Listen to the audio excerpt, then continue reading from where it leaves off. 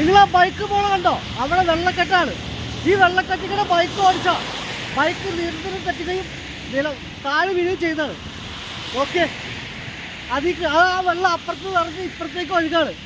ഇതിൽക്കൂടെ വാഹനം ഓടിക്കുന്നവർ പതുക്കെ ഓടിച്ചില്ലെങ്കിൽ വെള്ളക്കെട്ട് വീഴുകയും നിങ്ങൾക്ക് വല്ല അപകടം പറ്റുകയും ചെയ്യുന്നതാണ്. വെള്ളക്കെട്ടിങ്ങനെ വാഹനം ഓടിക്കുമ്പോൾ ടയറും റോഡും തമ്മിലുള്ള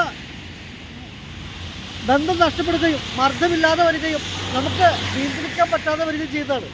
നിങ്ങൾ ദൈവത്തെ ഓർത്ത് ഈ മഴക്കാലത്ത് വെള്ളക്കെട്ടിങ്ങനെയെങ്കിലും പതുക്കെ വാഹനം ഓടിക്കാൻ എല്ലാവരോടും വിനീതമായി അഭ്യർത്ഥിക്കുന്നു. ഇത് എനിക്ക് വേണ്ടിയിട്ടല്ല, നമ്മുടെ ഓരോരുത്തരുടെയും ജീവന് വേണ്ടിയിട്ടാണ്. നമുക്ക് അപ്പുറ സൈഡിൽ കാണാൻ പറ്റും വാഹനം ആ വെള്ളത്തിൽ മുങ്ങിയിട്ട് നീങ്ങാൻ പറ്റാതെയുള്ള അവസ്ഥ.